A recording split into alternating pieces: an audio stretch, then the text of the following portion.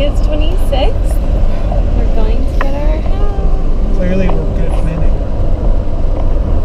I'm excited. I don't know about you. I'm excited.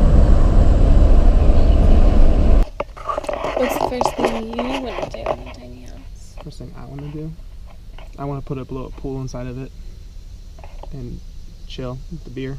This is nuts.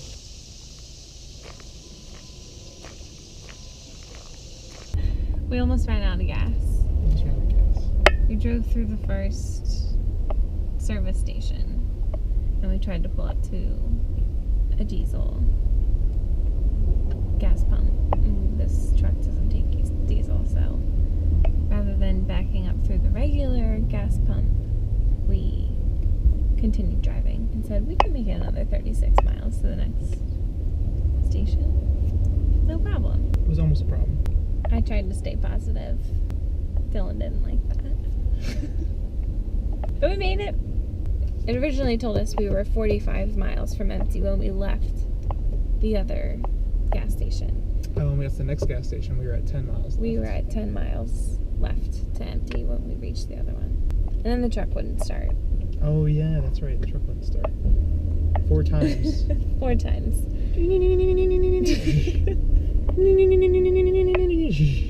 I had some gas to it. And it started right up. Smooth sailing. No close calls. No trailer whipping the truck back and forth in the wind down these big ass Pennsylvania hills. I mean, the house is still there. House is still there. 50 miles to Ohio. Just 15 more. Trying to get the house under the awning here. And you can see it's pretty much exactly the same height.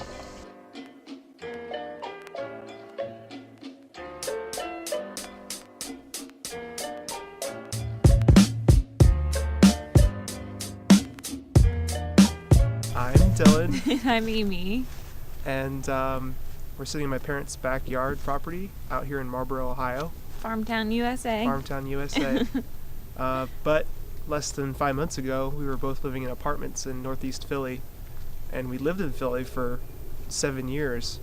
And we decided to uproot that life and travel out here to live and to build our tiny house together. It kind of struck us that we could actually build a tiny house, and it was possible. She is a nurse. She could get contracts and travel. I work remotely. I can be anywhere.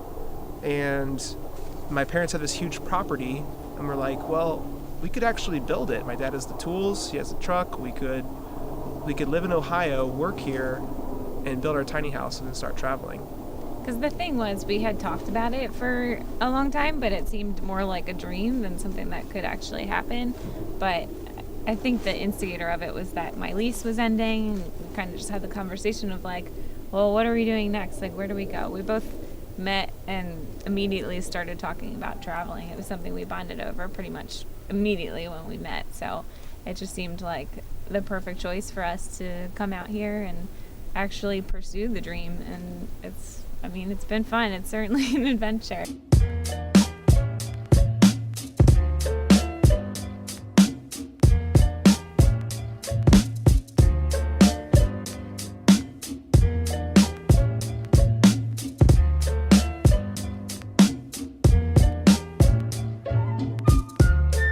So we were super excited last weekend because we got our roof done, and it's this like Odella material. It's like half organic, half asphalt. Completely butchered Undevella. I never pronounce it right.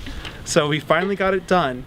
One crucial thing we did though is that we put this board in front of our siding, like where the roof meets the side. It's called fascia, and we thought we could do that first. And we put our fascia around the whole house, and then we put the roof on top.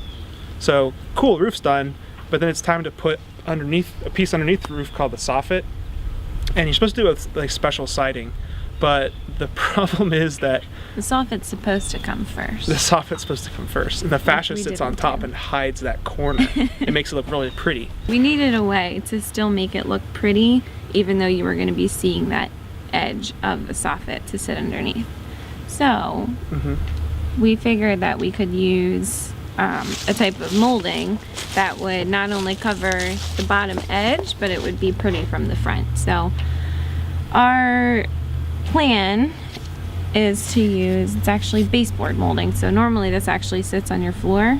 So the floor would be here, and then this is kind of just a pretty way to hide the edges of where your wall meets the floor. So the kind that we bought is a PVC, so it's still good for both interior and exterior. But it cuts just like wood, so we can still cut all the angles and right dimensions of what we want. So it worked out well, because now you can see this edge when it's on there, but it's a pretty edge, and then this covers the underside of our roof. And one attribute of regular soffit is it has lots of holes in it for ventilation. So what we did is we drilled some holes that are perfectly even spaced apart with a piece of breadboard. It's like that kind of stuff you see. Beadboard. That's what we did. We just cut a piece of board that was really long, and we just drilled all the way through. Give us a nice perfect grid, perfect lined up.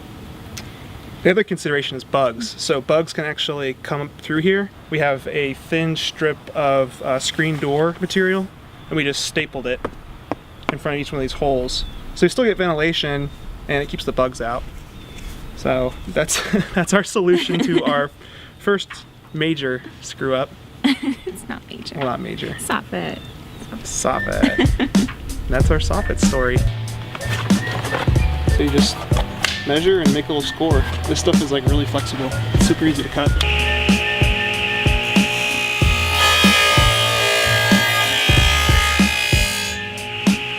So I'm going to tell you a little bit about our roof. The material that we ended up going with is called Ondavilla. We actually chose it because it's easier to work with. It's more DIY friendly. A lot of people with tiny houses actually use like metal roofs, but we didn't really want to be messing with cutting metal. So this stuff is much easier.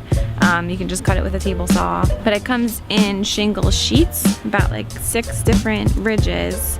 And then they just get screwed in together. So they're highly wind resistant, which is good since we'll be driving up to 70 miles an hour. So, you know, driving down the highway, they're not going to be flying off like a regular shingle would.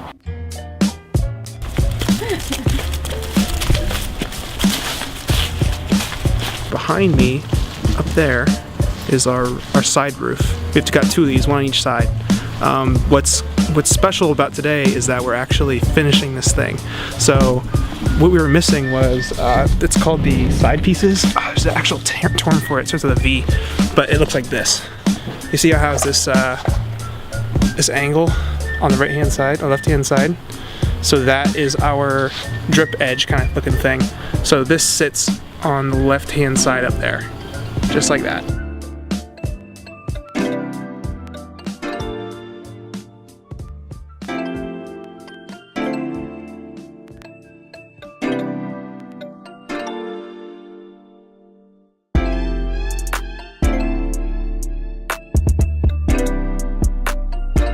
So we were really excited about our triangle windows. And then we went and picked them up. We got all the way home here, started unpackaging them, trying to refresh our memories on how to properly flash a window. And we got the first one in, then we opened the second one, and there's a huge crack running right through the middle. So we're super bummed because it's kind of halting our progress as far as doing the siding around the window. But we ordered another one. It's just going to be 4 to 5 weeks before it comes in. So